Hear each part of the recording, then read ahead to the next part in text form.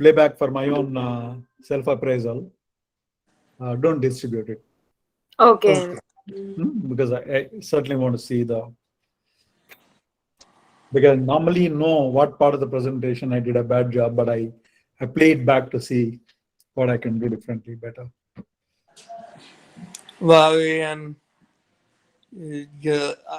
like so much to learn. Thank you. Hi, sir. Hi, Spurti. Huh. Yeah.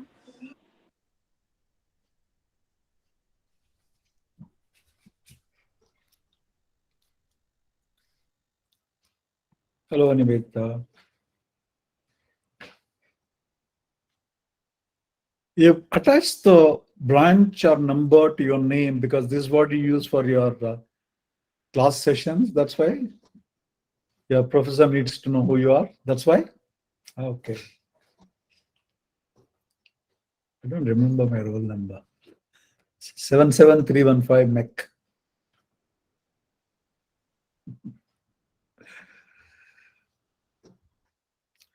Should we start? Then let us start. Okay.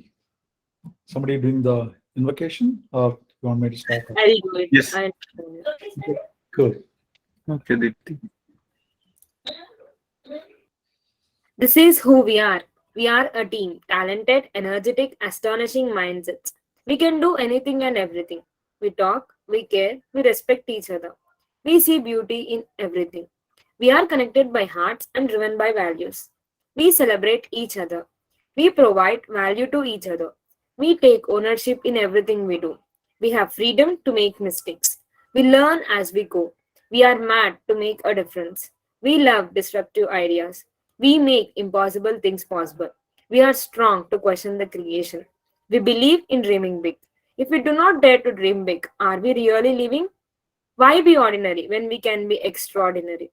We should be driven by our goals, not by egos. We can do it, we will do it. Let us not hope for the best. Let us be the best. This is who we are. Thank you. Always inspiring. Okay. Okay. This topic is my personal favorite. I have a lot of personal favorite, but this is a more favorite. Okay. A theme that I have a little more love for because in many ways it changed my life in terms of my own sense of composure. And as a leader, I'll come back talk about the story. It also helped many of my team members because I think at its I think the largest team I handled was about 34,000 people, and I used to deliver this session for anybody who entered a manager level. In the 4 levels, I used to conduct this session because I found it incredibly useful and immensely necessary. We'll not even realize that you need it. Okay, so Shravan, great to be doing this session. Like in all my sessions, I said, look, there'll be a lot of content I'll share. Just see if we can take a couple of thoughts, because it's not necessary to eat the 37 course dinner. If there's just 1 or 2 dishes that you like, have them, and they'll still benefit. Okay, so GTD is a thought, a concept that David Allen brought up. It really became pretty world famous. He says there were 25 million people have gone through the training. That's a large number for productivity too.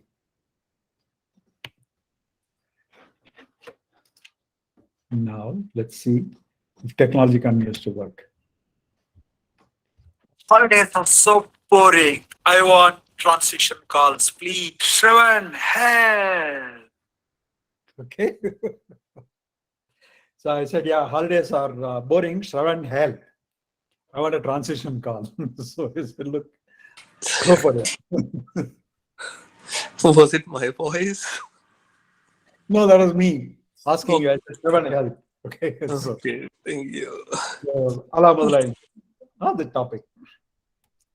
So, little more tamasha on this. Allow me some tamasha on this call. I didn't do a presentation for 3 months now. So Uh, I'll fool around a little bit. Okay. Stress-free productivity, a dummy's guide to living peacefully thereafter. When I say these, a lot of people think I'm just fooling around. They say, what do you mean stress-free productivity? In today's time and age, with all the complexity, is it really possible to be stress-free productivity? You are kidding me. Okay? Exactly. That's the response I get from a lot of people. I say, hey, come on, it's not so hard. There is a way. And I'll tell you why the whole thing started. Really, my own journey started in 2009. So this was one of those planning offsites. The bloke standing in the corner. 2009 is what, about how many years? But 13 years ago. 13 years ago. So one of the planning offsites we had, the guys around the table are people who reported me and those who reported them. I don't know, I must have been saying something very serious or very funny because they were all paying attention. End of the planning session, we had a really aggressive growth plan.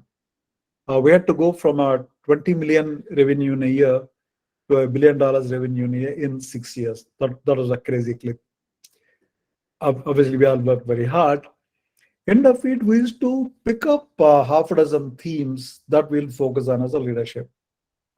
So somewhere in the session, I went out to the restroom. By the time they came back, they said, look, AM, work-life balance is a theme that we picked up. People are genuinely burning out because we were really working almost 16 to 8 hours every day, 18 hours every day.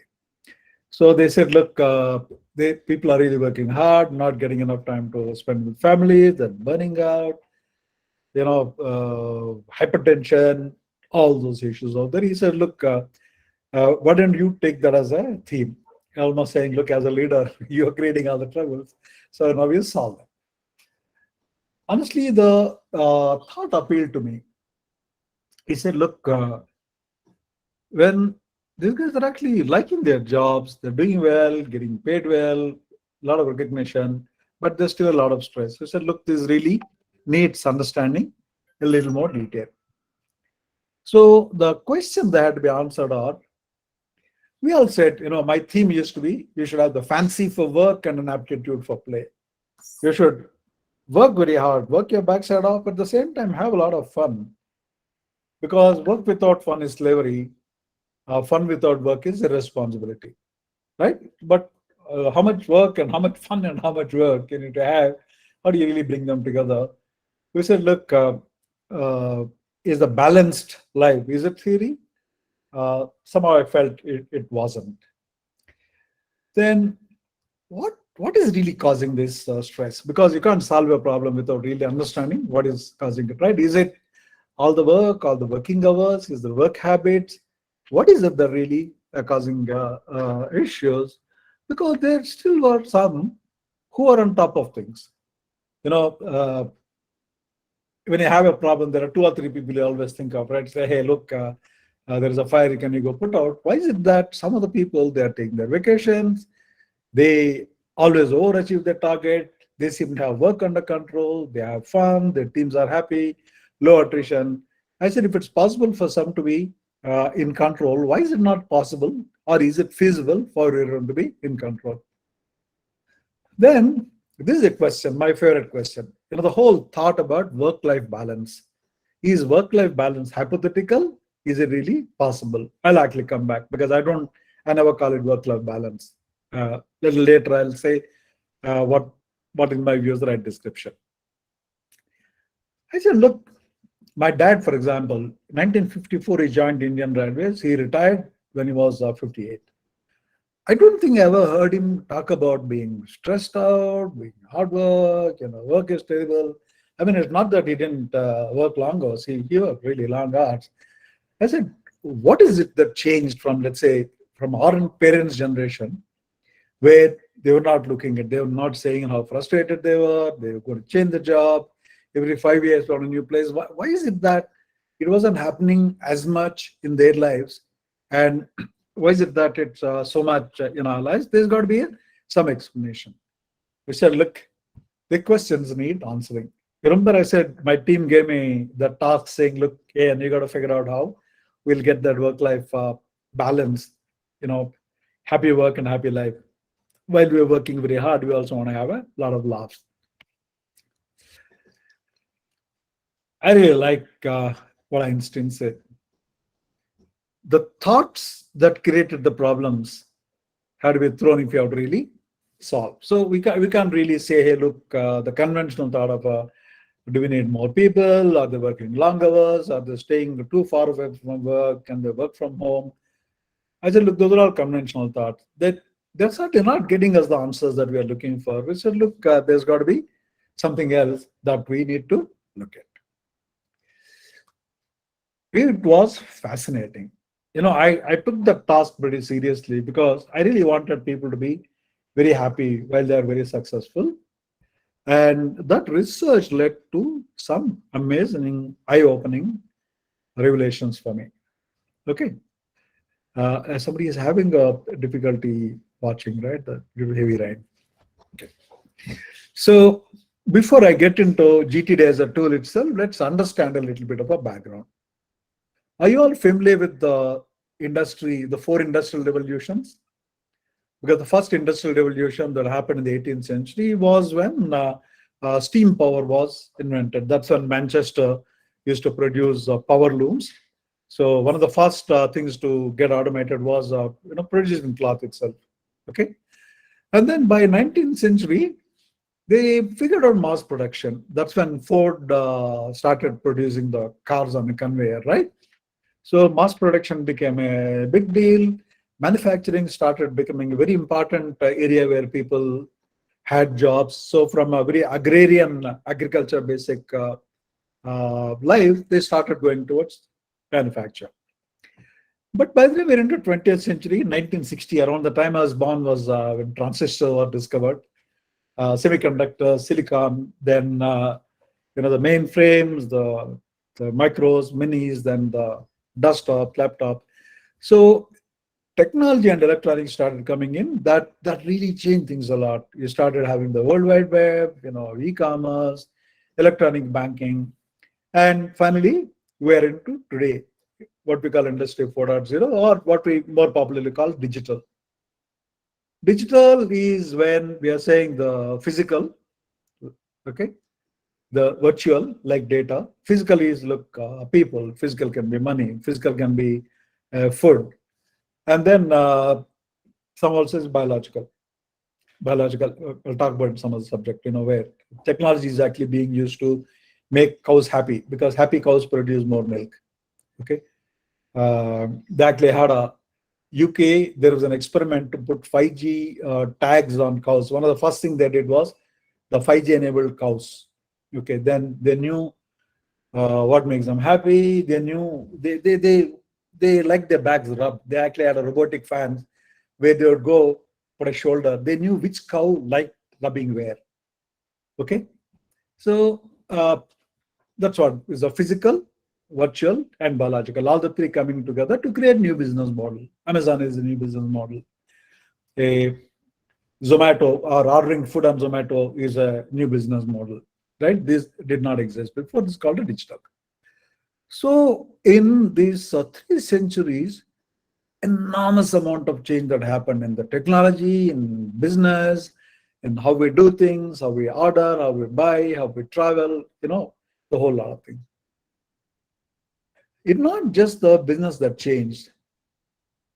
The nature of work also changed. Okay, therein lies. I think we really need to get to the root of saying, if people are stressed out today, what happened?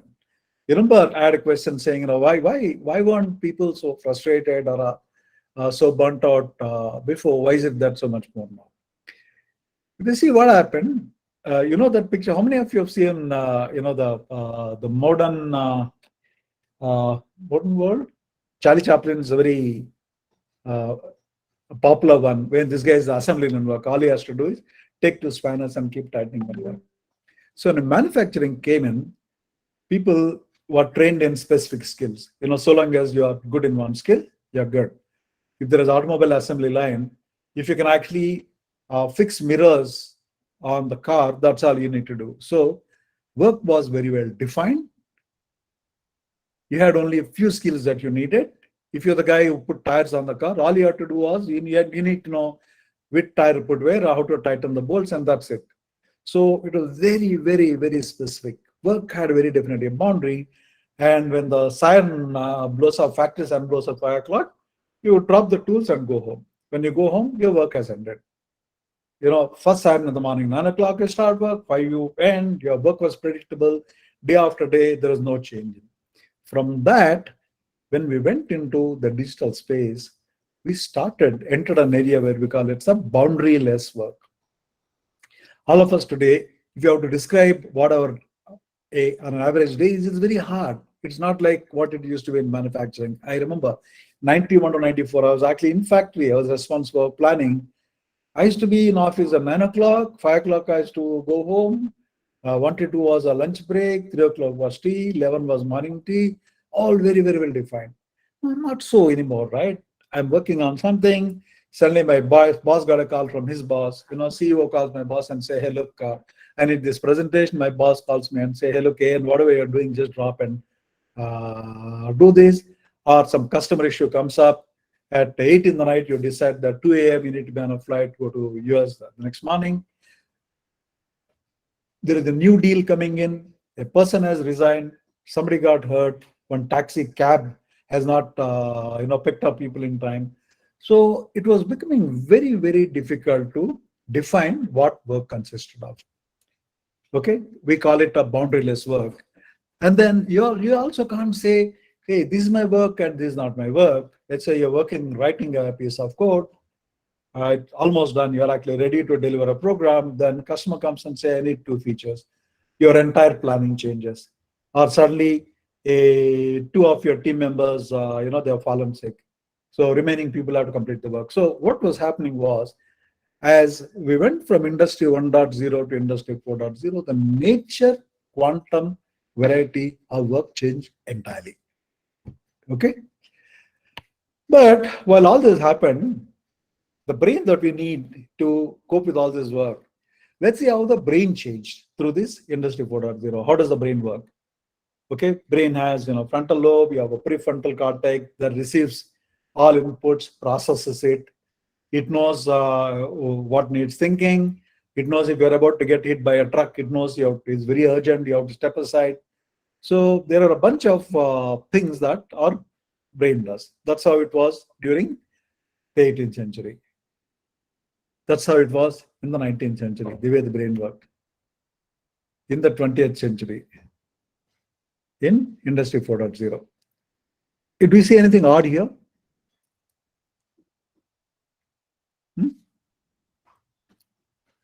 Anything? Do you see anything odd in the way the brain has evolved through these 4 industries? No. It has No, not changed. Android. It has neither not changed. So what we see is, while industry went from 1.0 to 4.0, the way the brain functions has not really changed. I'm not exaggerating. It still receives information the same way, processes the same way. You have your prefrontal cortex that receives all the things. It, from the early stages of man, right? All the things you need to do was,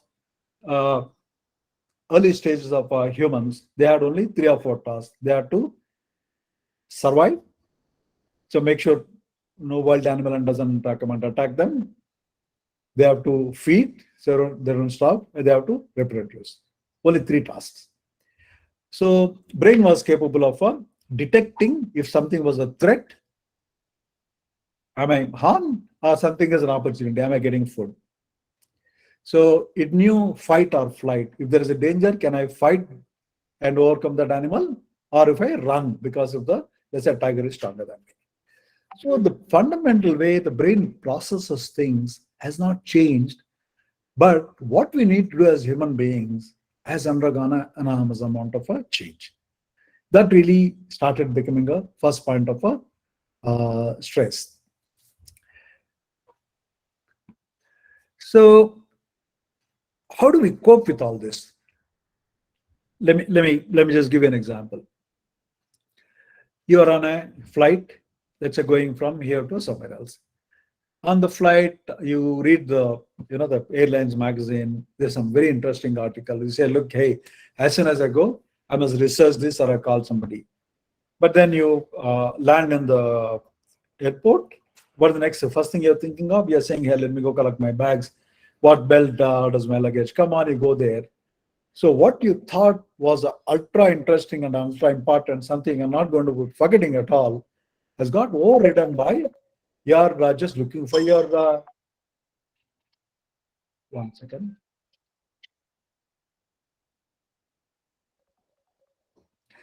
So sorry, that was my son calling. Okay, I have one sun rises 4.5 hours east and one sun rises 9.5 hours west. So I have three sunrises in a day. So then you come back and say, look, what the hell? How did I forget something that important? Or you're actually in let's say, supermarket, you come home, then you say, oh dear, I run out of batteries in my torch. I was actually standing right next to the rack that had batteries. I was taking a call. I was looking at batteries all the time. How come I did not remember that I would buy batteries? Okay. So I said, why is it that my mind, which is supposed to be the most important, intelligent part of me, why is it that my mind is not reminding me? That whole dilemma also goes into our work because there are so many things that we need to do. So often our stress comes not from the quantum of work. Our stress comes from, hey, is there something I forgot? Is there something I'm afraid I'll forget? There's something I need to deliver tomorrow while I'm working on something. I'm sitting in the classroom. I'm constantly thinking of something I need to write for, let's say, the ESL magazine. So I'm constantly stressed, not by what I'm doing, but what I need not be doing or cannot do at that point of time. Is that clear? See, our stress comes from not the amount of work, quantity of work. Its stress comes from suddenly remembering thing. You should have done something this morning. I was supposed to pay, let's say, my cell phone bill this morning was the last date. I forgot. How the hell can I forget something so important? You're actually sitting in the classroom, you're not able to focus because you know that by the time the class ends, your phone has probably been disconnected, right? Or there is your parent has assigned some task you. They, hey, look, don't forget, do it tomorrow. Say, Mama, don't worry, it's so important to forget, but you realize you've actually forgotten. Then you feel very let down by your mind. That's when I say mind does not have a mind. If it is, your brain is slightly smart, then it would have told you, this is so important, so urgent. How can you forget it? You bunk your class, go and pay this fees. So what we realized then was that the stress was coming not from the quantum of work or the complexity of work, but the number of things that you're constantly worried about. You're worried about missing out things. For example, end of the day, most of the days I used to be almost the last to leave the office. Leave office by about 9:30 because I was on some customer conference call. But I used to believe that I should tell people that, because don't stay late because the boss is actually staying late. Don't even do that. I'll actually hold it against you. I used to stop and ask people, I said, what are you doing? They're actually doing mail. I said, at 9:30 in the night, he is clearing your email more important than going home and spending time with your child before the child goes to bed.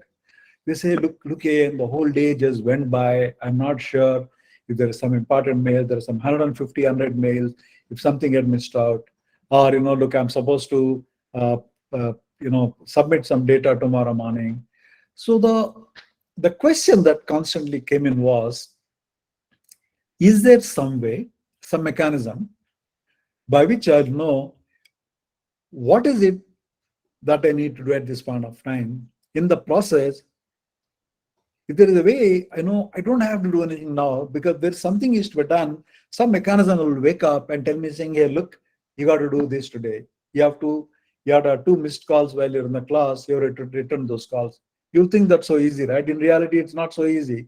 By the time you come out of the class, somebody called you for a chai in the canteen.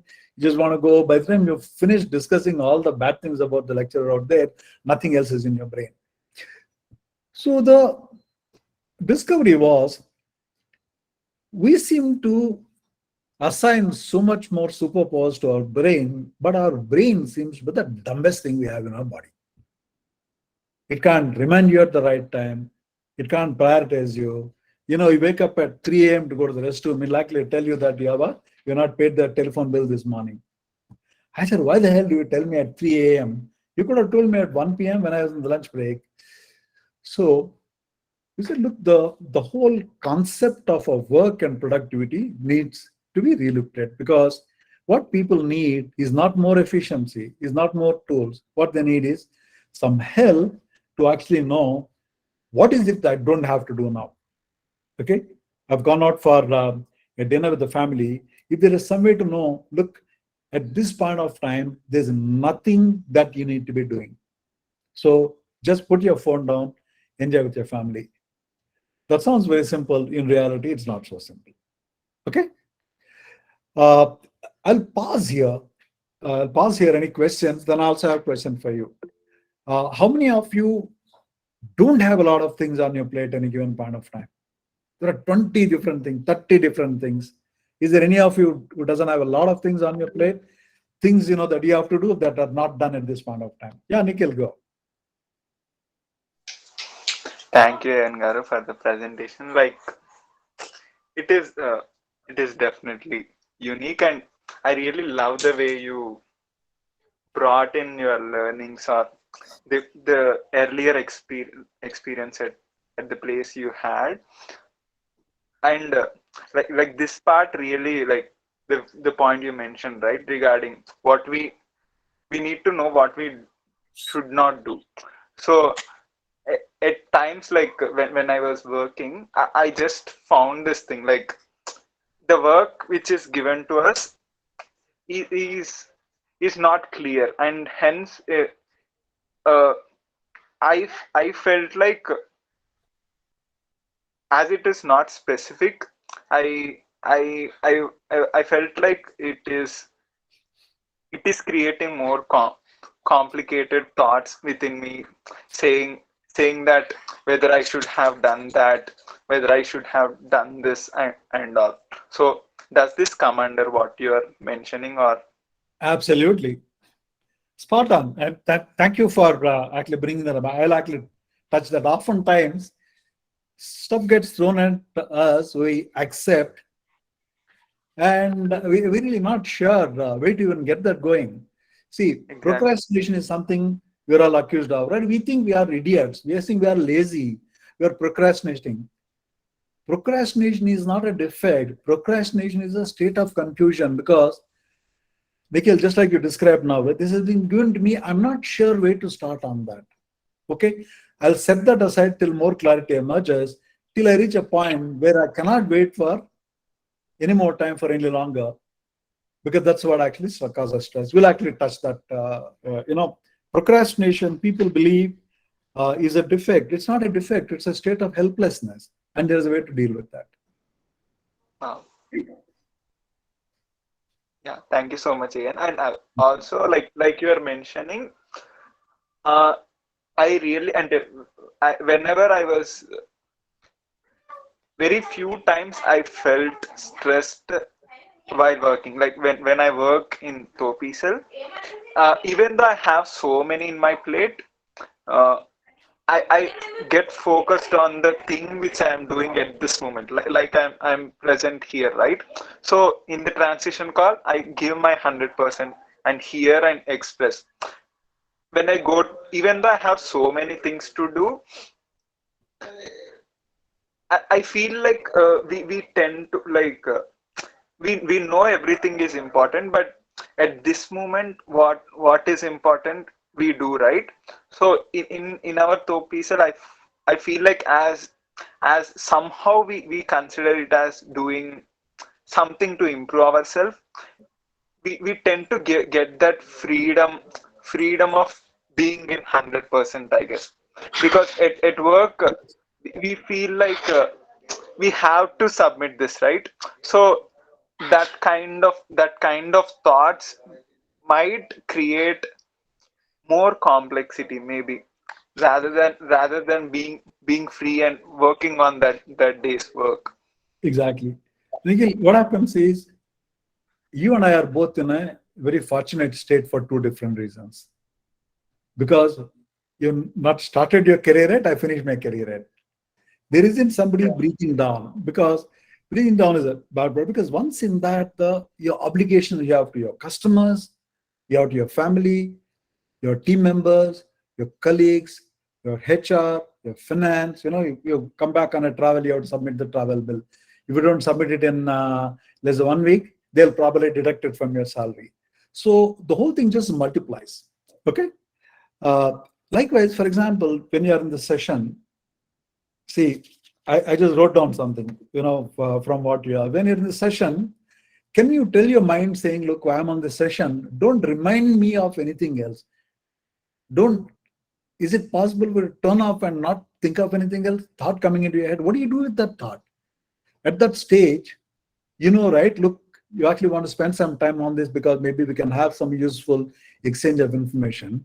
But you just remember that, Shravan actually sent you a message saying, hey, Nikhil, hey, before you go to bed today, buddy, can you send me this information? You remember this on this call. What do you do with that?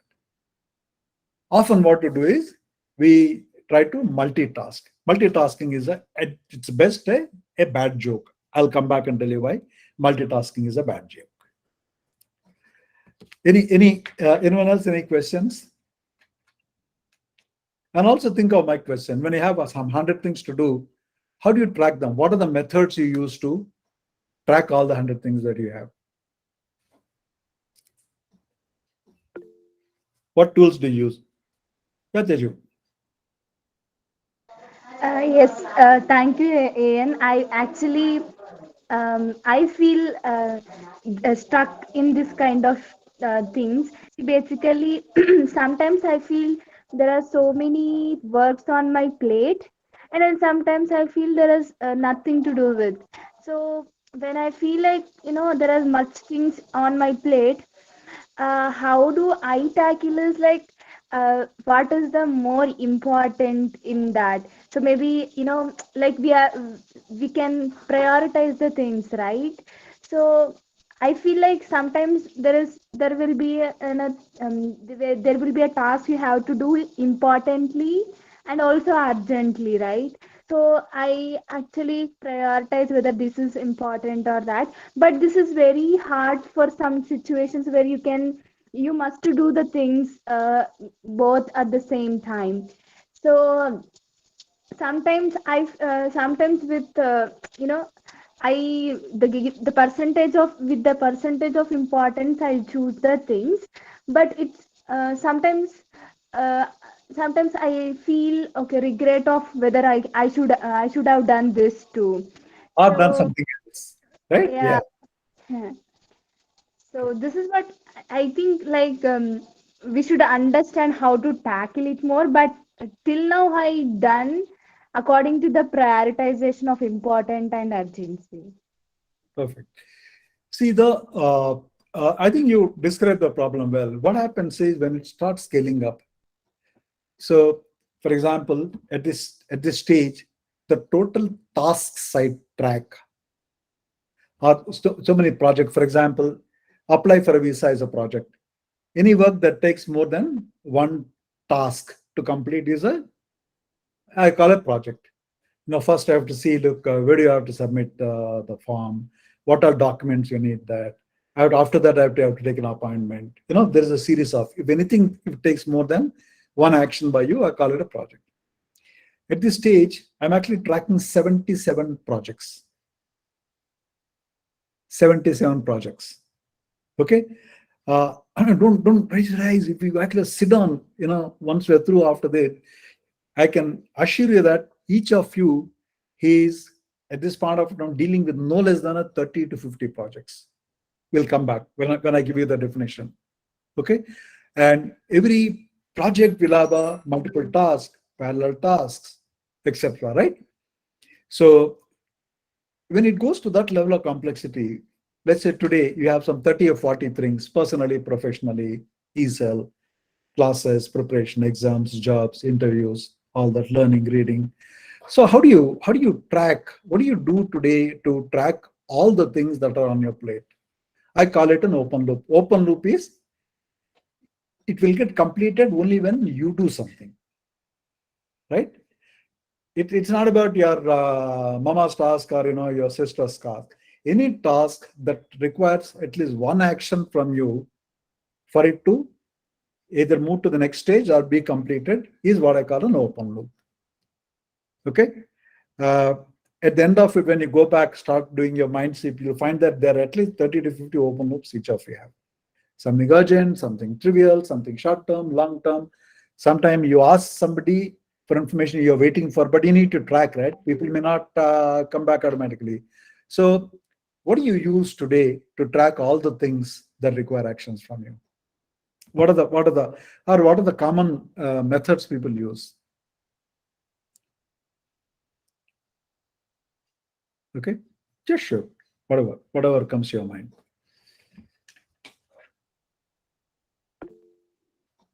Yeah, Deepti. So, like one of the thing which I have tried and also I could maintain my consistency was telling it out to the people or telling it out to the world. Like I procrastinate a lot. So the things where I could maintain my consistency is because I told people out. Like then I'd be like, oh, I have told them and I have to do it, or either they would remind me or I would do it out of guilt. No, not exactly guilt. I would do because I have told it out. I want to be Okay. on my word. That's good. Yeah, Nikhil, what do you use to track what you have to do? All the things you have to do? Generally, like tracking all the things. I'm not sure whether this comes under that, but I generally, to make sure it is done on that day, I include it to something which is done daily. Something like if I while I was working, I used to give an update once I reach my home. So after I come from the office, when I reach my phone, the first thing I do is give an update and then go and fresh up. So that has eh, made me help me to make sure I do that every You day. created some routines. Okay. Yes, yes. And Yeah, keeping sorry. keeping Go on. track, yeah, keeping track. Actually, I don't think I I'm not sure at this moment. I Okay. I'm not getting that thought like how I do that. Yeah, people use multiple things. It's there are no definitive answers here. This is not like a national anthem singing has to be only 52 seconds. No, nothing so rigid. Some use to-do lists. Okay, you are going out shopping, you actually make a shopping list, or you actually take a piece of paper, write down all the things you have to do, because at 30 something, there's no way in hell you're going to remember. Sometimes you put things in calendar. What do you put in a calendar? For example, you don't want to miss wishing all the mentees or the mentors in this. What do? Go put their date, birthday date or anniversary date or whatever important date, or the first time you met somebody date in a calendar. So you can also use calendar. In the morning, it says, hey, look, I have you stay in. Okay. There's nothing wrong if you forget the dates. Because remember, there's so much data that you carry, but so long as you have the intent to remember not to miss the date, you're actually using, for example, calendar as a date, right? Or Club Mahindra, they only book a holiday some 30 days before. You put a marker there saying on 15th, I actually put a reminder for making a reservation for 30 days from now. Okay, or a new film is getting released. Tickets issue will start on this Friday. So Thursday night, 11 o'clock, I'll set myself an alarm. Okay, you can use calendar. Or as you grow career at senior level, you may have a secretary. So you're outsourcing your brain to somebody and say, look, I'll forget, but you don't forget. Okay, you have to remind me. Tell me what to do. Tell me I should have a coffee at 11 o'clock. Tell me I have to leave at 3 o'clock because I'll go for a meeting. All that, right? It's called your external brain. Your secretary can be your external mind. Post-its. Okay.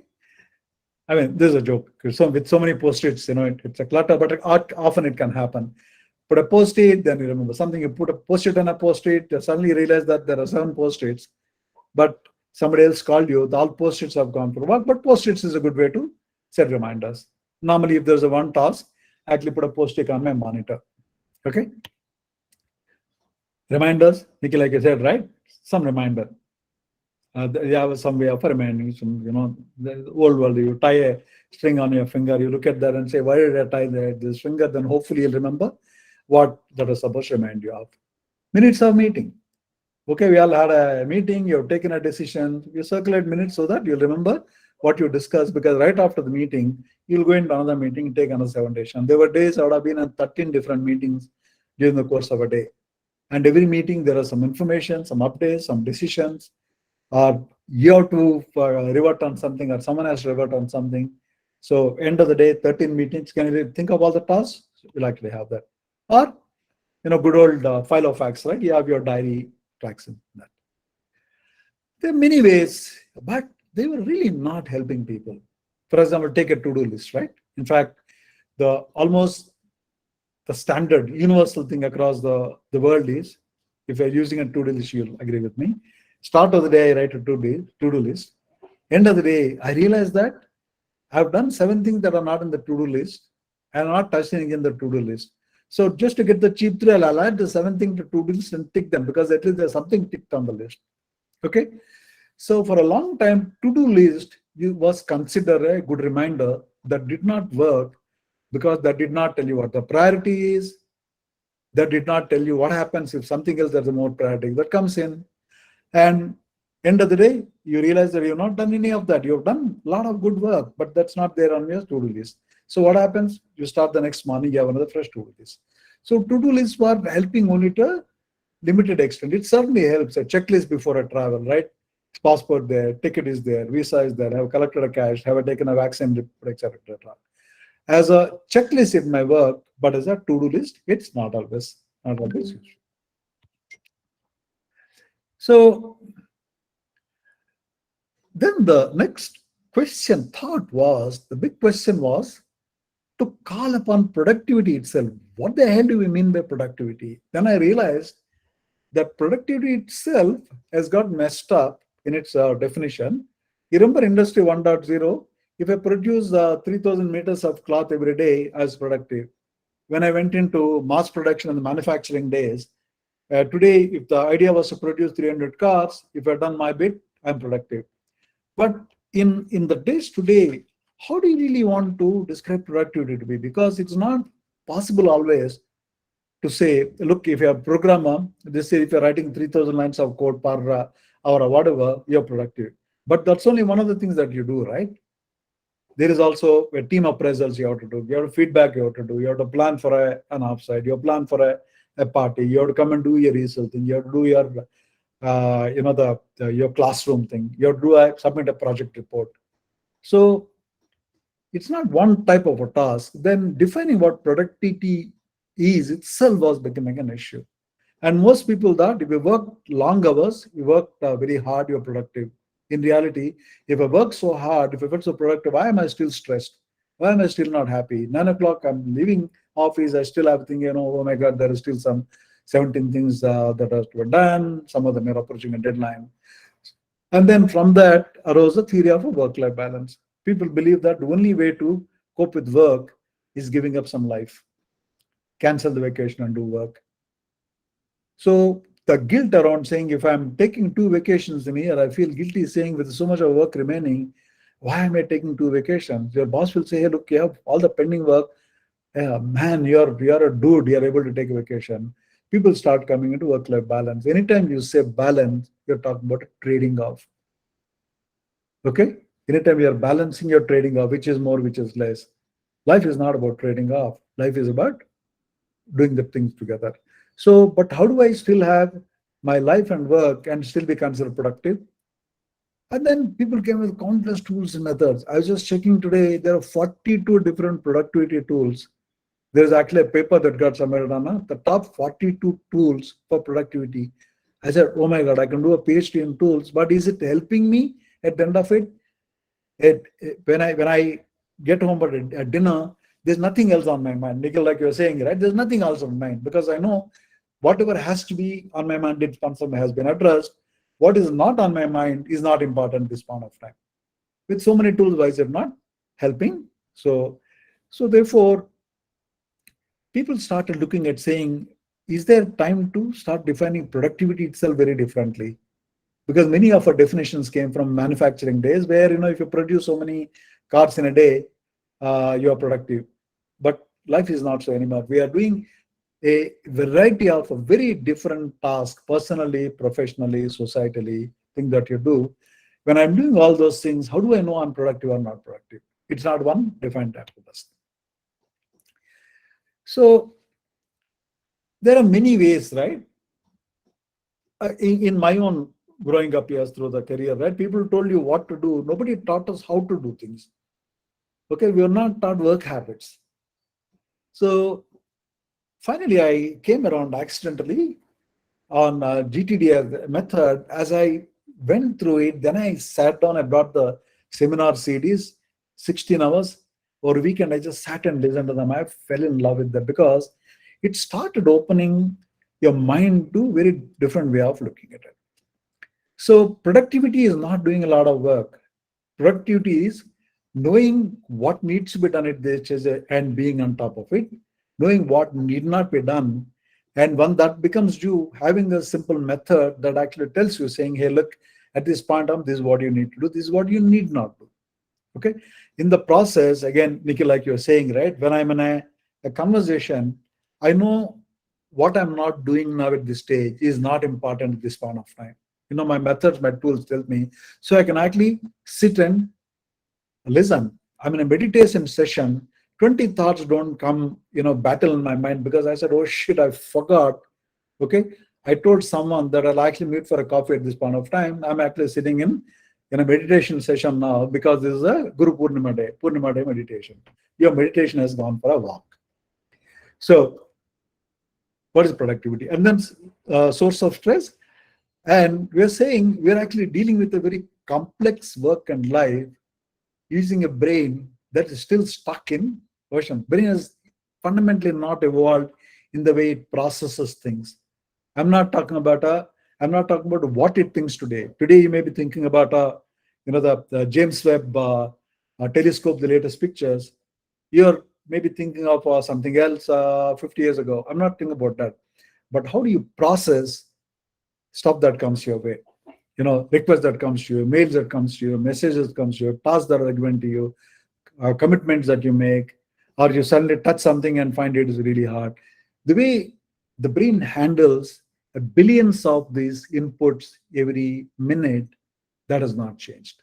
What it does with its inputs, how it processes, how it passes on to the other part of the brain has not changed at all. I'm not exaggerating. Okay. So we were saying, look, so there's got to be a way. You can't. Sir, can you repeat that point? Yeah.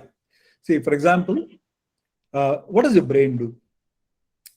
What it is doing is it has every cell on your body is receiving information, right? It say, hey, wind is blowing, or room is too hot.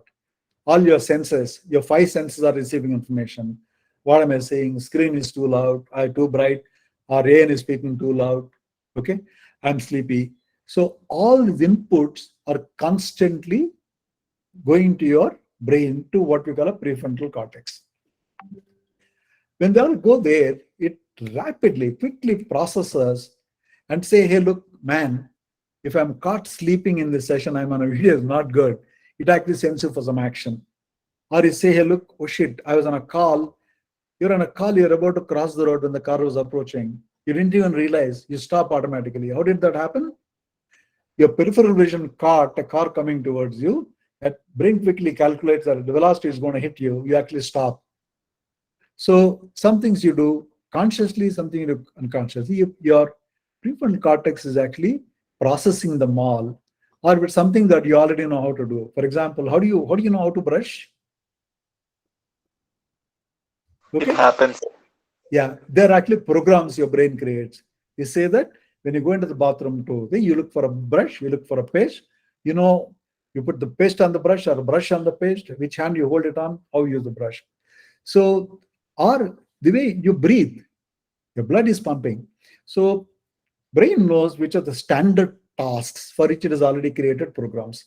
When you're in that situation, it automatically takes over and say, hey, look, this is the situation, you do this. You don't even think about it. But the thing that you need to do consciously, like, like a safety, when you're security, some urgency.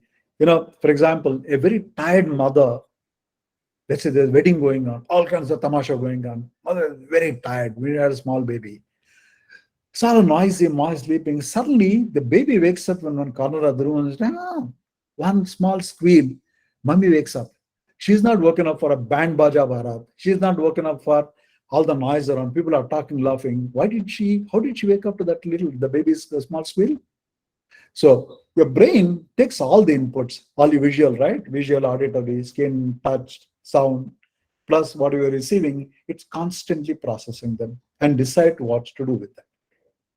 That process has not changed in, I don't know, maybe 200,000 years at least, that Homo sapiens in the current form have existed, right? But what is coming to the brain has changed. How many tasks are coming to the brain has changed. Definition of priorities have changed. What happens if I don't make a commitment has changed, right? For a guy who was on an assembly line, it was very easy, right? 9 to 5 assembles cars, goes home, has a drink, has a dinner, and sleeps. So the threat of a missing commitment, threat of saying, there are 27 things to do, I've not done those things, is not there, whereas our lives are much more complicated. Okay, so that's what I meant. Nikhil, have I answered? The way your brain takes all the inputs, processes, and decide what to do has not changed at all, and is not going to change in the near future. Okay, but what it stores is different. Yeah, right.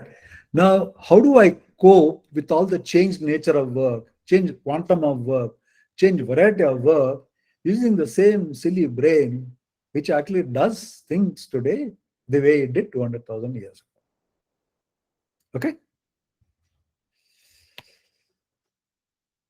So David Allen came up with this profound thought. He said, you can only feel good about what you're not doing when you know what you're not doing, right? At this stage, there are 27 tasks. There are only 27 things that need any action from me. At this point of time, the 27 don't have to be done. So if I'm sitting idle, it is okay, because there's nothing that needs to be done at this point of time. I'll explain that more as we go through. So therefore, productivity itself started getting a new definition. I'll actually skip this slide. So now what we're saying is, a productivity or a productive experience now we defined as a being in control, relaxed, focused, and meaningfully engaged. Okay, you're in control. For example, when I'm delivering this session, there's nothing else on my mind. But can you say that, mind has all the doors closed, nothing else in commandment? You can't say that. You remember? Mind has perhaps, 100,000 input. Every cell can receive information, right? The tip of my finger, when mosquito sits and bites on that, a signal is going from there saying you got a mosquito bites on this cell. So every square micron of your body is receiving information. Your brain is constantly processing that in the background, right? So you can't say that there's nothing else happening. In the midst of all that, in the midst of all the new things that are happening, old things that you know already are, right? Your commitments, your actions, your tasks, what you want to do, what you don't want to do, your feelings about somebody, your anger with somebody, all those things. If there is some way to manage them all and stay in the moment, be present in the moment, okay? If you're playing with your child, all that is on your mind at this stage is to play, watch her laugh, have all that fun. Not because you're stupid, not because you're neglecting anything else, but because you know that what you're not doing at this stage is not missed out. When it has to be done, you'll have a way of knowing what that has to be done. So that's what is called the living in the moment. So now we're saying you're really productive if at any point of time, you know not just what you need to do, you also know what you don't have to do. And you also know that what you're not doing at this point of time, it doesn't matter. Okay? Because this is not the time to do that. Is that clear?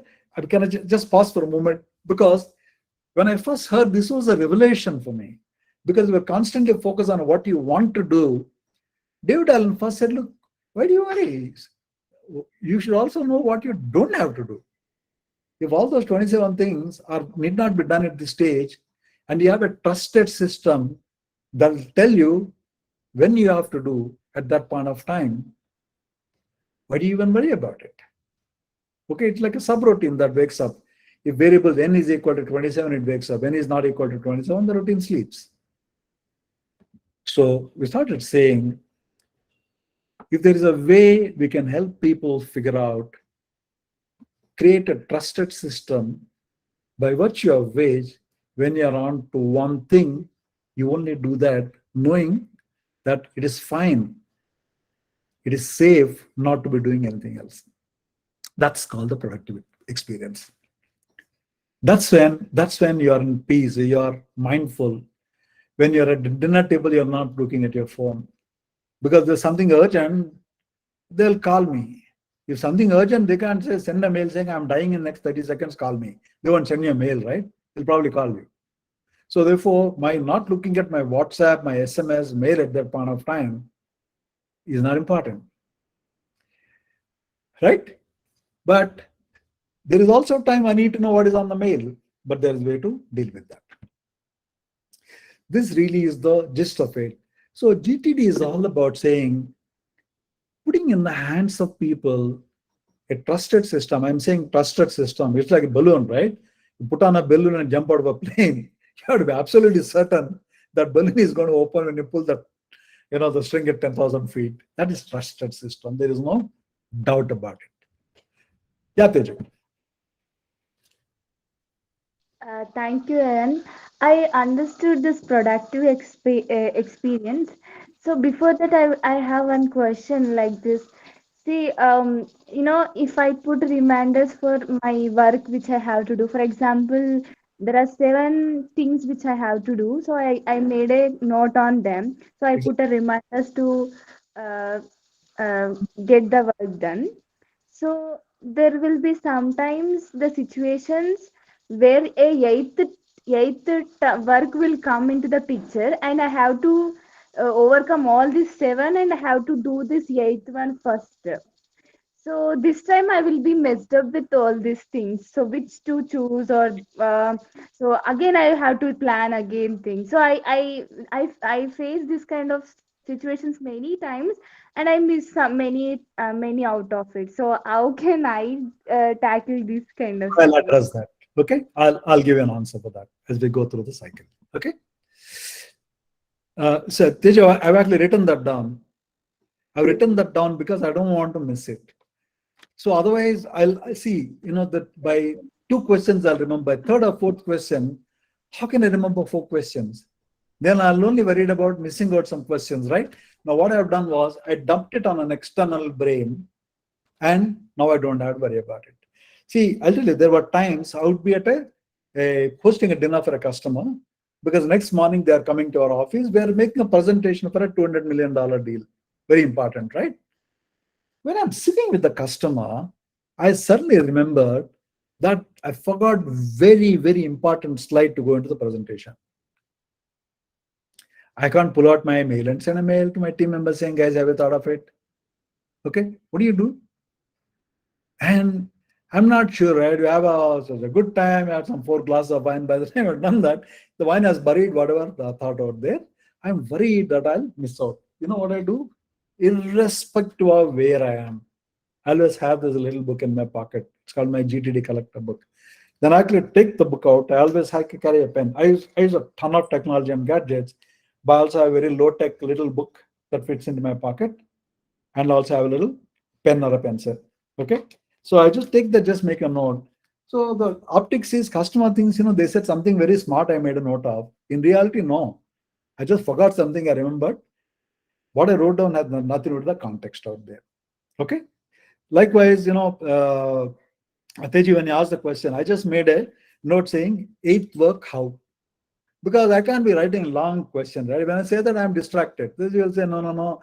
I'm actually asking a question A and is actually writing some poetry there. No. I very quickly write that down so that I don't trust my mind to remember them all. I said that a few times. Let me explain. Your mind has what is called a short-term memory, a long-term memory. Long-term memory is where all your childhood, a movie you saw 3 years, all that is stored. And it's called a thing called a working memory. Anybody knows the weight of our brain, average weight of our brain in a grown-up man or woman? Guess? Just the brain, that stupid guy inside. It's all of 3 pounds. Okay?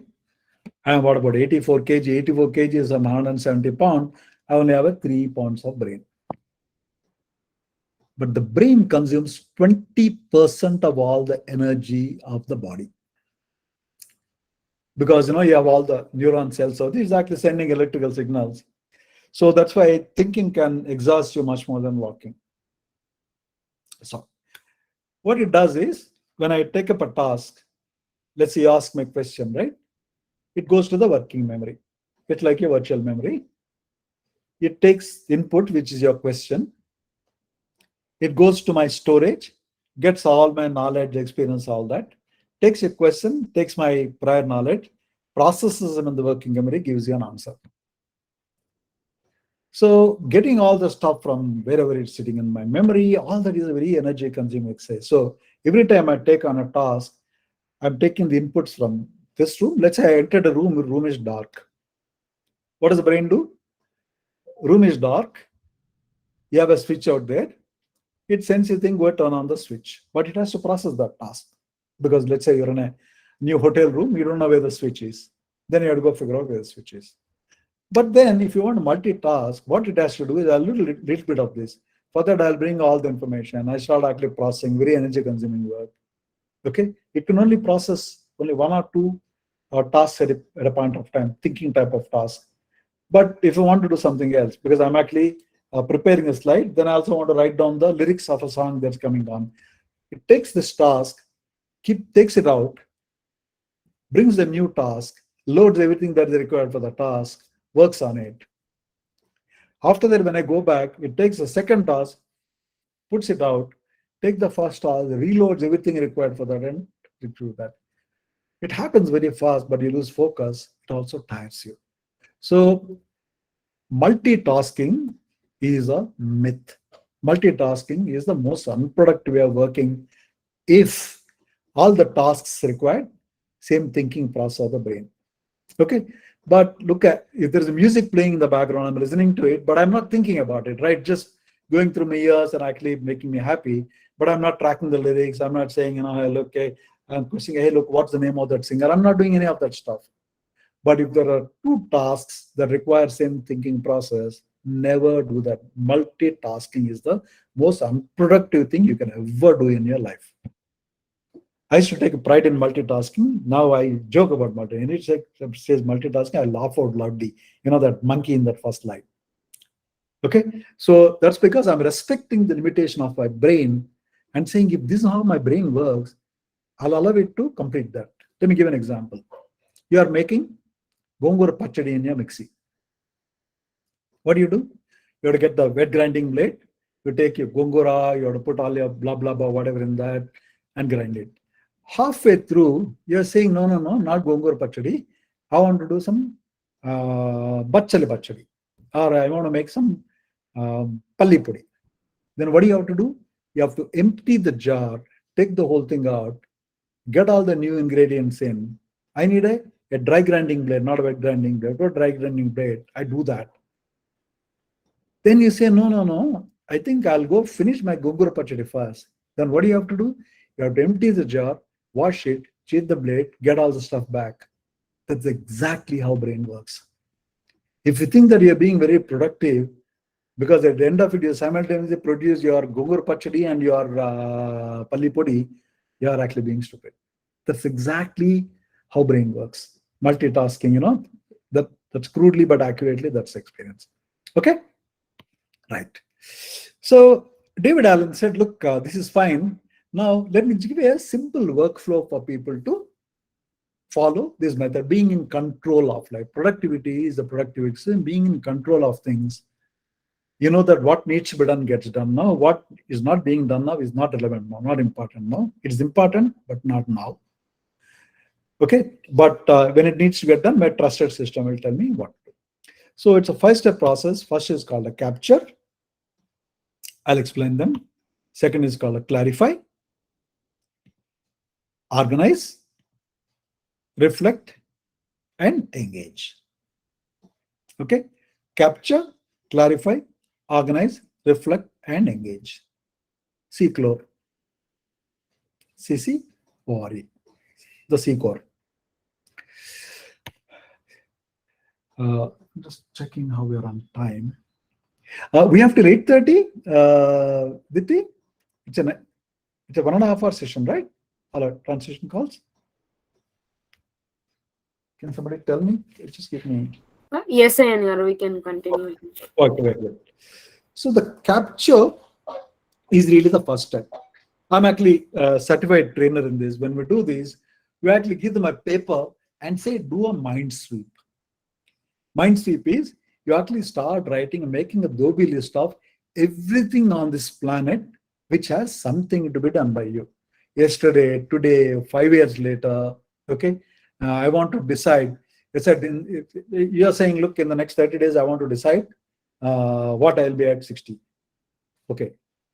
You know that action exists. You know it requires something from you, put it down. There we don't worry about urgent, important, today, tomorrow, big, small. You just do a mind sweep saying everything on this planet that needs something to be done by me. If it's something to be done by neighbor, you don't worry about it. If neighbor has to mow their lawn, you don't worry about it unless you want to tell them to mow their lawn because it's making your neighborhood ugly. So if it doesn't have anything to be done by you, don't write it down. Sometimes, we call, your mind goes grazing. Grazing, right? You leave a cow in the meadow, it goes grazing. It's actually walking around, eating a little grass here, a little grass in there. Mind also can graze. You just sit there and keep thinking a lot of thoughts. None of them action. You're actually saying, hey, look, wonder what it must be in Mars, you're imagining, etc. It's called grazing. When mind is grazing, you think a lot of things, but they don't need any actions. You're just patruing, you're just fooling around. It's important. Not those. You just write down all the things that require anything to be done by you. But the list varies, right?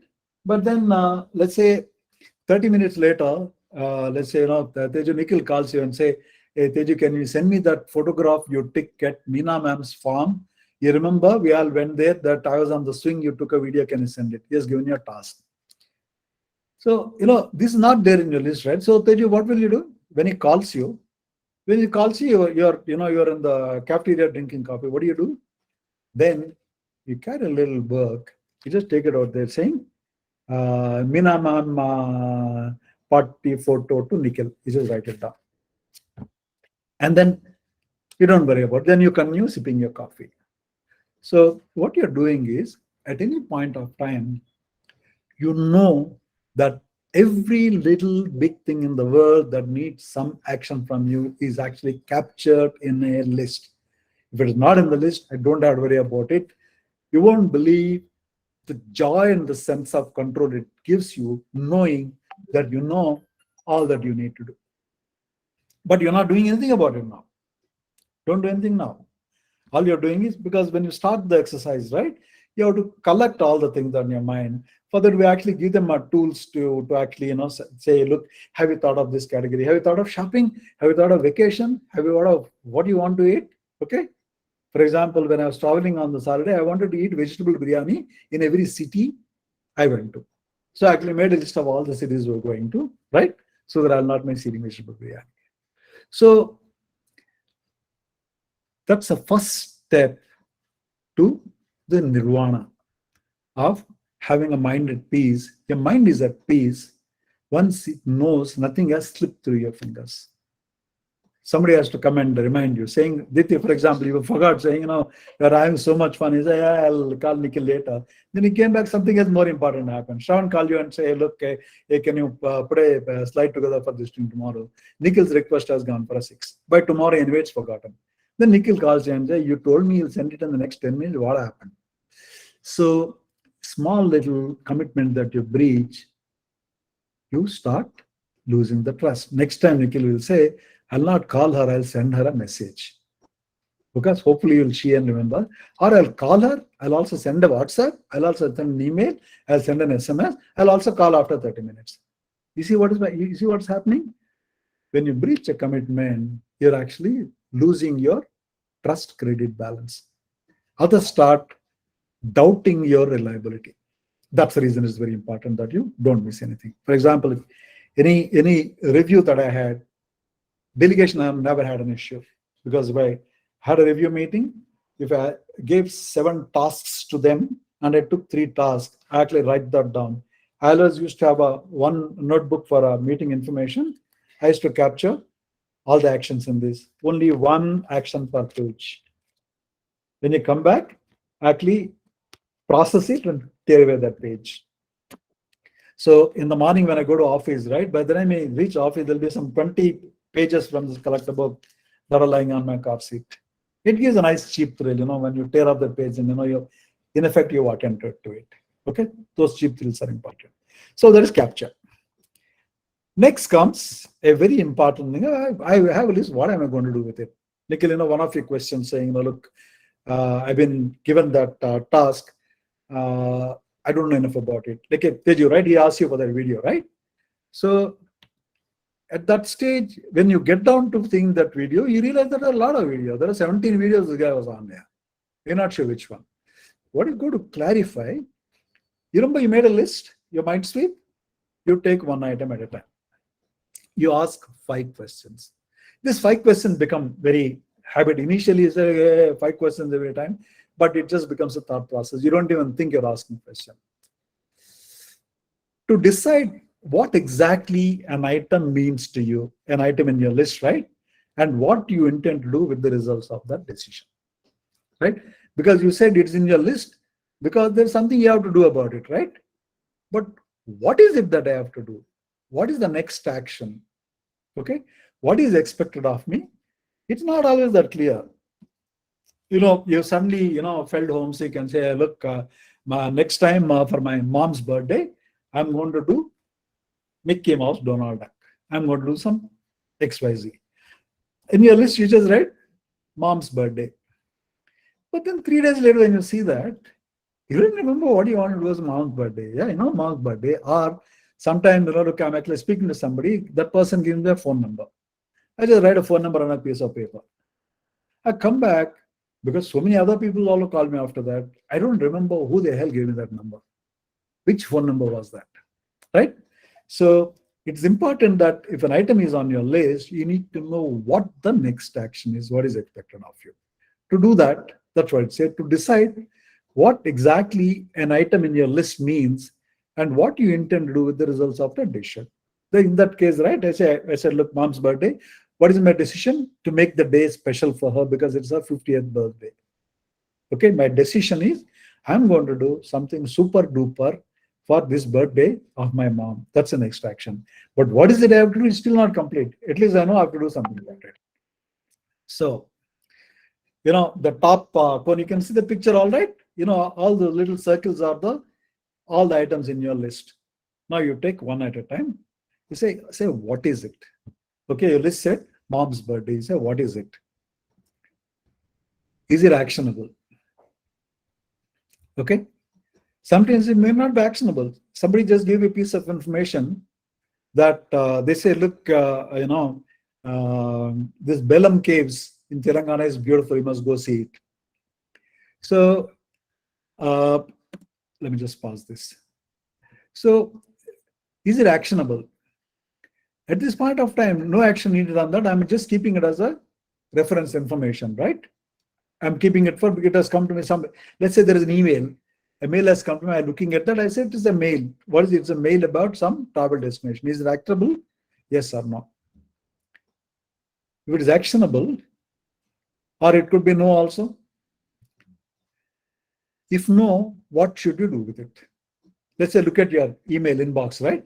When you look at every mail, is there, what is it? It's a mail from, let's say, Ratmadeep. Okay. Is it actionable? If not, there are only three things you need to do. One is to trash it. I mean, somebody send me a random mail, I'll delete it. Or they say, next month from 15, we're going to give you 50% discount on every item. So I'll actually keep it as a reference material. It's either a trash or a reference or incubate it. This is a incubated is, I don't know what to do with it now, but I'll take a decision later. Okay, somebody messages, hey, we are going to Gangotri in October, do you want to come? At that stage, I don't know if it is a action or not action. I've not decided, but I'm just going to keep it somewhere to check again. If the action is yes, something needs to be done, then there are three ways you can deal with it. If it takes less than 2 minutes, just do it. Because, writing it down somewhere, checking it later, future, all that's going to take more than 2 minutes. It's called a 2-minute rule. If it can be done very quickly, like somebody message saying, hey, will you join for dinner tonight? Response is yes or no. Yes, I will. No, I won't. Don't even postpone, just finish it. Or if you find that I'm not the best person to do it. Let's say Shravan asks you for some information. He said, hey, look, can you get me Meena ma'am's phone number? I misplaced that number. You don't know. You might want to say, look, I think this guy, when I may know the number, I'll actually delegate it to him because I'm not in a position to do it, or I'm not the best person to do it. I'll delegate it to somebody. Okay, you do it, or you delegate it, or you defer it. It's got to be done, but it does not be done now. Okay, there's some research you have to do an article. So let's, for example, say you're looking at your email inbox. You look at item, what is it? You'll actually say, what is it, right? It's a credit card. I just swiped a credit card for 500 rupees at a restaurant. I got an email alert. What is it? Is it an email alert? Is it actionable? No. They just sent it as information. Then I'll go in and say, what do I do? I just delete the message. Or if there is a deal that has come in, I'll say, look, I'll keep it for future reference. Or if they say there's a fantastic vacation coming up, they'd say, look, all Dwaraka Darshana in 3 days, some tours, somebody actually sent you a thing, I'll actually reference it. But if your decision is that something needs to be done, if it can be done very quickly, I'll do it. Or if it is to be done by somebody else, I'll delegate it. Or I have to work on it, but it's not urgent, I'll defer it. Right? So any piece of information that comes to you, anything that comes to you, there are only 6 ways to deal with it. If action is needed from me, either I do it now, or store it for future action, or ask someone else to do it. Or if there's no action required, it is junk, I'll actually throw it. Or it's a reference material, I'll keep it. Or I'm not sure if I want to do it, I'll actually keep it for a future review. Is that clear? Because you remember, first you made a list. After that, you actually go through all the lists. Okay. But what do I do with my decision? That's the next step. Organize, right? We'll come to that. So capture is where you're making a list of all the things. Clarify is you're looking at that and say, look, action or no action. If it's action, do, defer, or delegate. No action, scrap it, or references, or incubate it. Okay. What is it? Is it actionable? If no, is it trash? File as a reference or incubate. Sometimes you just keep brochures, right? You get a travel brochure, you just keep it as a reference. You say that's useful information. I don't know when I'll need it, I'll keep it for reference. If it is yes, what's the next action? Do now, delegate it, or someone else. Okay. If there are more steps to do, for example, Shravan wanted Meena's number, but you asked Vinay, right? But you have to track. Otherwise, Vinay might forget it. Then you actually call it a project and say, look, Meena mom's number, send to Shravan, because you asked Vinay has to check, give you the number, you have to send it to Shravan. Only then your commitment is complete. And anything that takes more than one action, I just call it a project, because I said, like, first get the number from Vinay, then I send it to Shravan, then get an acknowledgement that he has received it, Scala. Okay. So having done that, you get into what we call an organized mode. Organize is actually very simple. If it is a, let's say on the actionable, right? It's actionable diet. If it is a do, you've finished it, now it's done. But if it's a defer, you'll actually create what I call a waiting for list.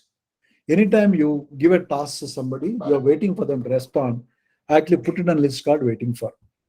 And just run through it once a day. I said, hey, look, I asked Vinay for a number, he's not given it.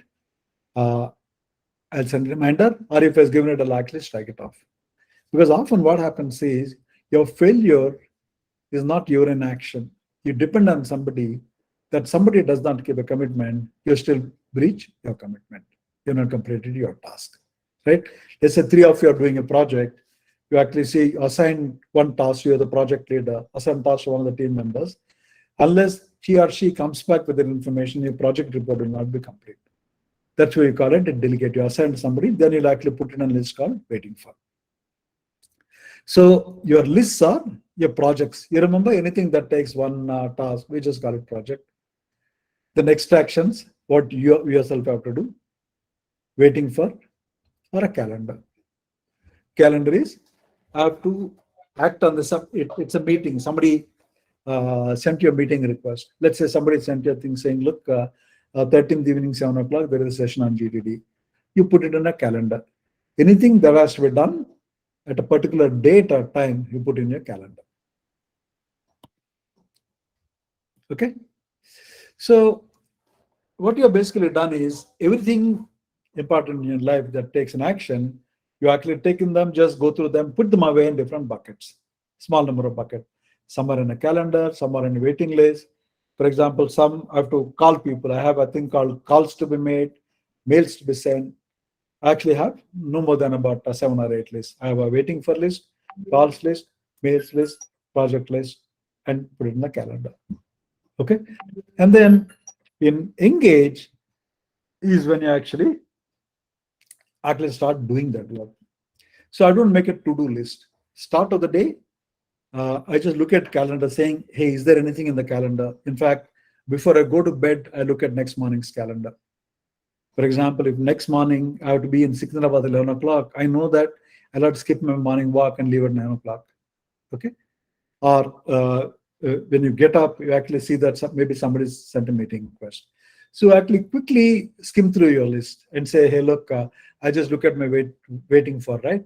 Some of them have more time, I don't worry about it. But this particular one, when I asked to give me that number, you're still not responding, I'm going to send them a reminder. So in my waiting for, does any of the require action, or it can wait for another day? So I don't worry about what all is due to me from others. Or I say I may have set of calls. Look, it was pretty late last night. I'll actually call a friend this morning. I may just suddenly thought of a friend, going to bed and say, look, I've not spoken to XYZ for a while. I just put my call and say, hey, look, I'll call that person sometime when I'm free today. Okay. What you're doing is you've converted all your tasks into next actions.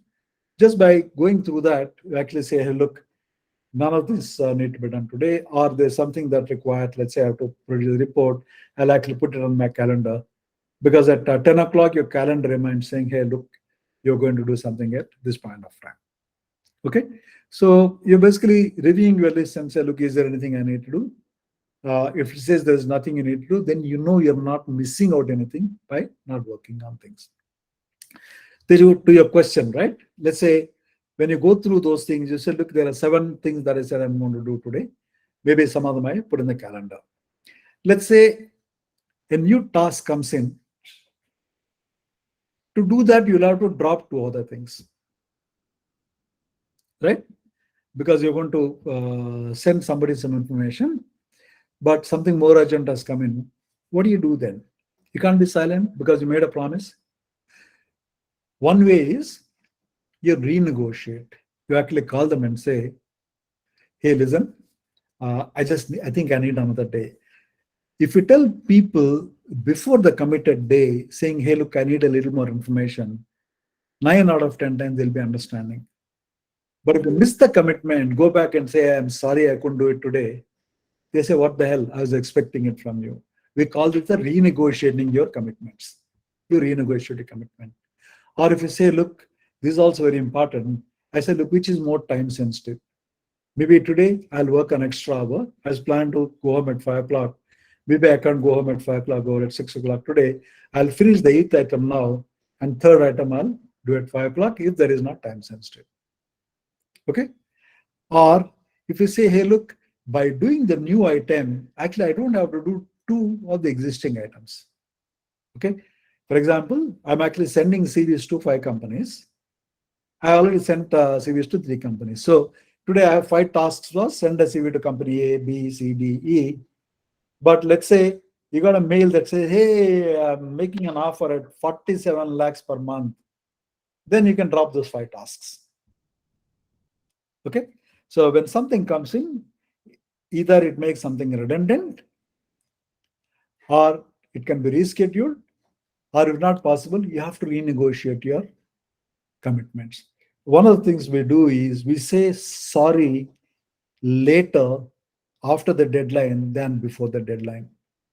People don't like you're missing things. People don't like surprises.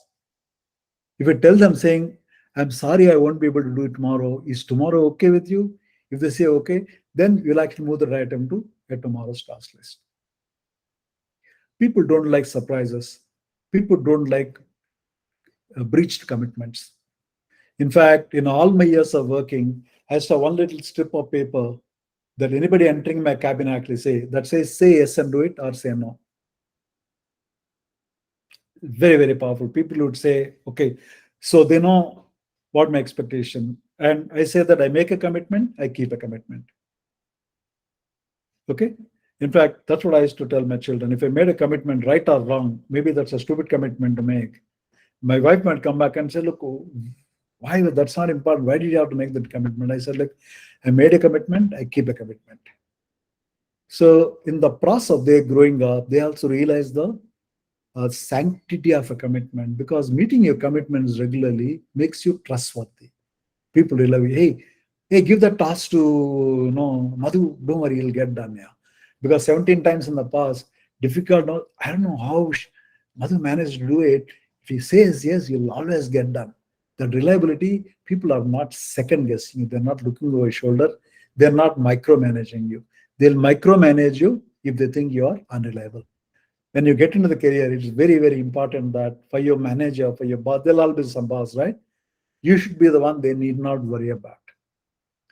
They should worry about others who can't keep their commitments, right? This will actually help you do that. Now, at a given point of time, I have a list. What do I do now? It's controlled by 3 different criteria. One is context. Okay. I've actually taken a friend to a hospital, right? Somebody is not well. I took him to the hospital. I'm sitting in the waiting room. By virtue of sitting in a waiting room of hospital, I can't do things. It's a silent area. I can't make calls, right? So I look at my things, say, send some mails, make some calls, follow up on some waiting list. Let's say, look, in this context, okay, I can't really make a call. I'll do something else. The context often decides what you can do, what you can't do. For example, you're sitting on a flight with your phone in a flight mode, right? So you can't make a call. I'll say, look, given these constraints, what is it I can do? Because there's nothing else you can do. That actually, I only look at what I can do, right? If there's nothing I can do, I'll say, okay, I'll actually read a book review, maybe I'll listen to a song, etc. Second is, how much time do I have? Okay, again, you've, let's say, gone for an appointment. You have an interview. You reached there 20 minutes early. You're waiting there. You have 15 minutes to do. What is it I can finish it in 15 minutes? Okay. I'll not take up anything that takes longer than that. In the process, you actually knock out some lists. And third is, what resources do I have at this point of time? I don't have a phone, so I can't make calls, I can't send mails, I can't read messages, right? So these are called limiting criteria. At any point of time, look, I've reviewed all my lists. I have all my lists, my phone calls to make, mails to send, people to talk to, reminders to be sent, reports to be submitted. But what I can do at a point of time is controlled by my context, time, and resources. I'm about to board a flight. I have 3 minutes. I can make one call. Okay. Yeah. Madhu, you had a question? Somebody had a question. Somebody put a hand up. Sorry, who was that? No, and I am just want to remind it's 8:30. Okay. I will just wrap up in 5 minutes. Right, Madhu? Right. Yeah. Okay. So you remember my horizons of focus session last time? If you're present in that, your horizons of focus will also help you decide what is important at this point of time. For example, if I have 5 minutes, I have to make a call.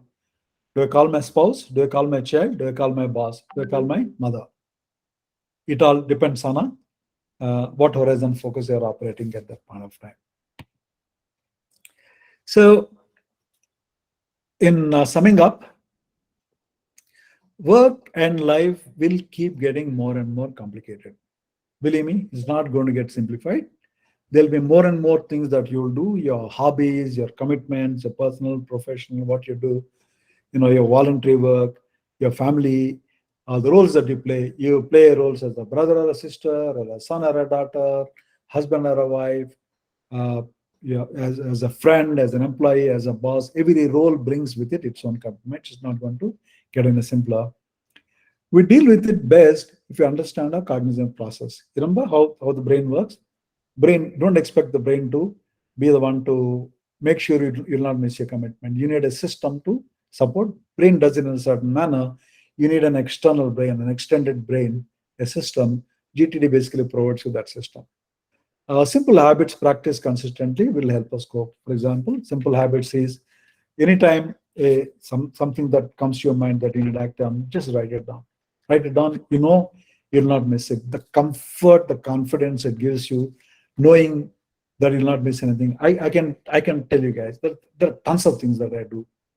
I don't miss a thing. I don't miss things because my system is helping me.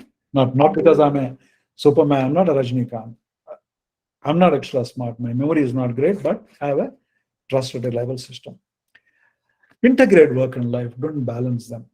In the process, right? Any point of time, work or life related, you know what to do, you know what is not important, what can be postponed. In the process, for example, can you be in the office and not make a personal call? You do, right?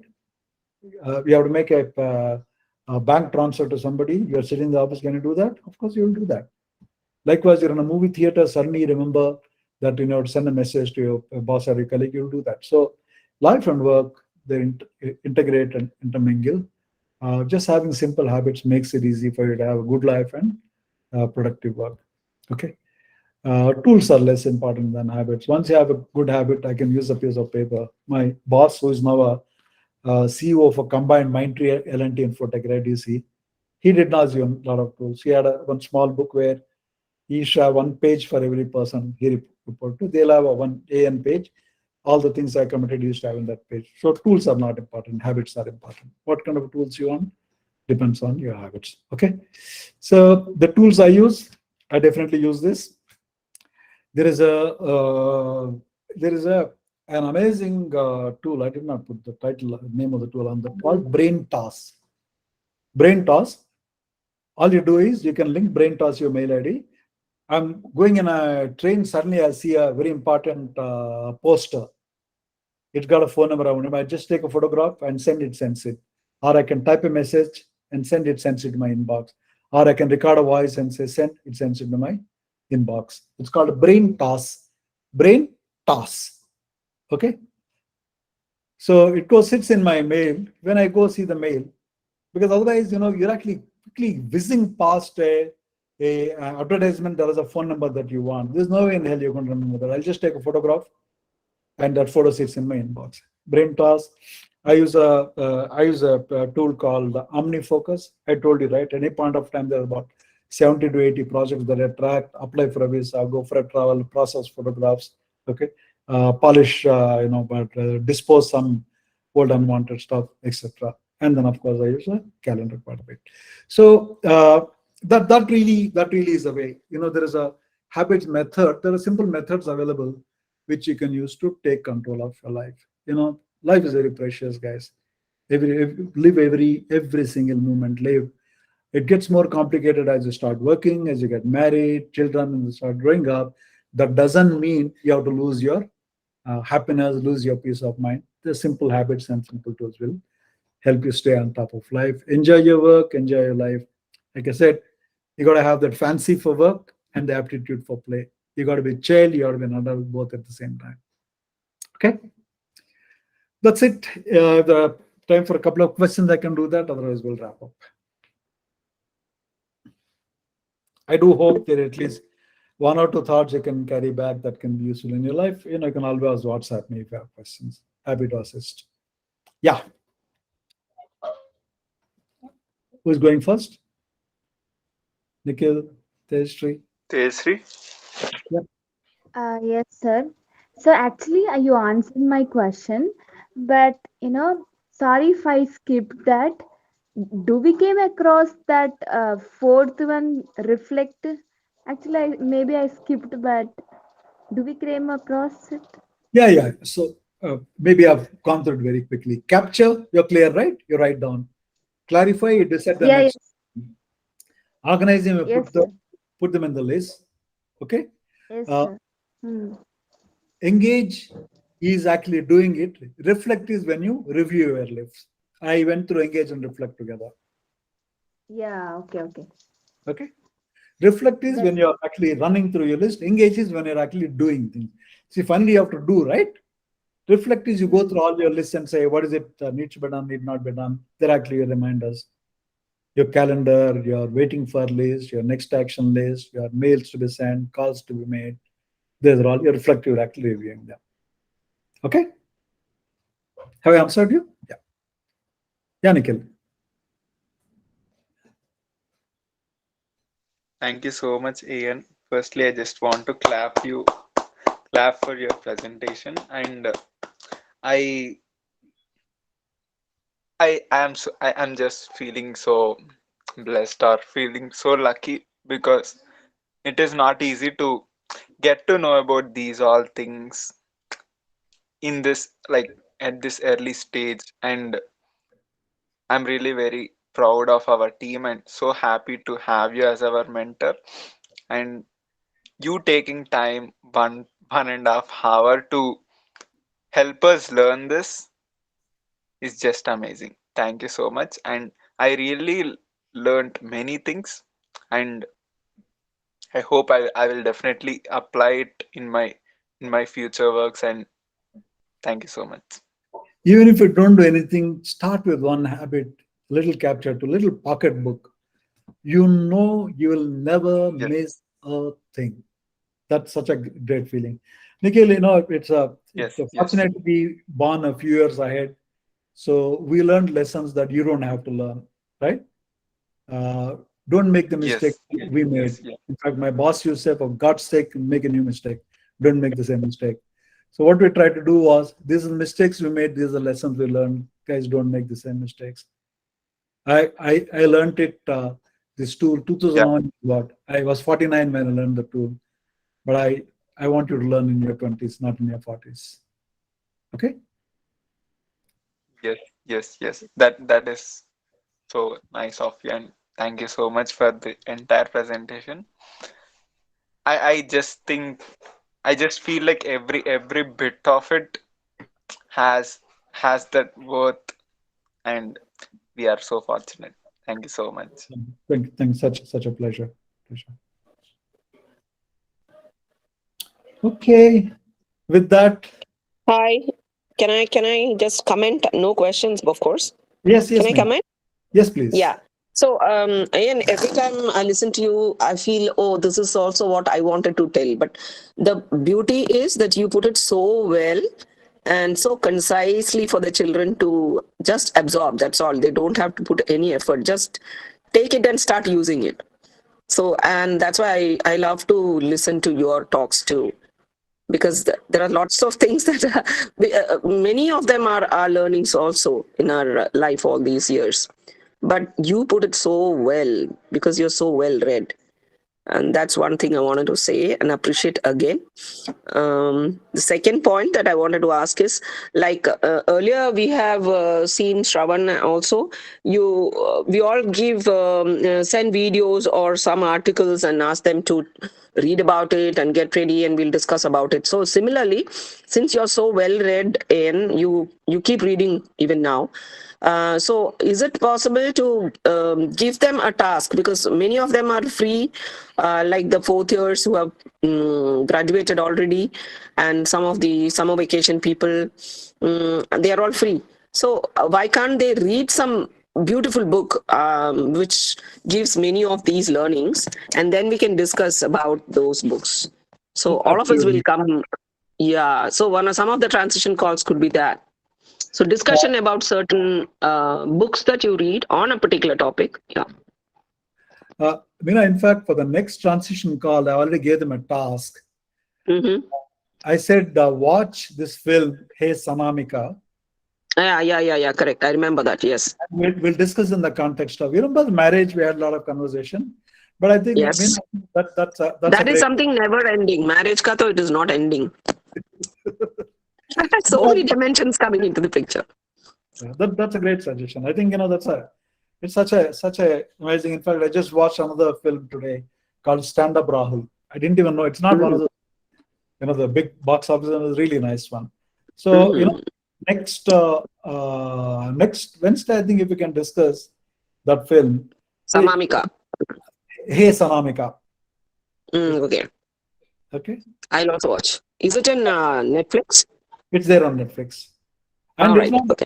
The only work I'm giving is go watch a film. Okay. Exactly. But you have to watch it very, very focused. You have to be very attentive and take out your learnings and organize them. Oh, it's a very light film and a fun film. Okay, but it can also be a deep film. Okay. No, it's fun. You can just sit and have a good time. Yeah. Great. And enjoyed every bit today. Thank you. Thank you so much, Meena. Appreciate that. Yes. Say hi to Vimla also for us. I absolutely will. Okay then. Bye.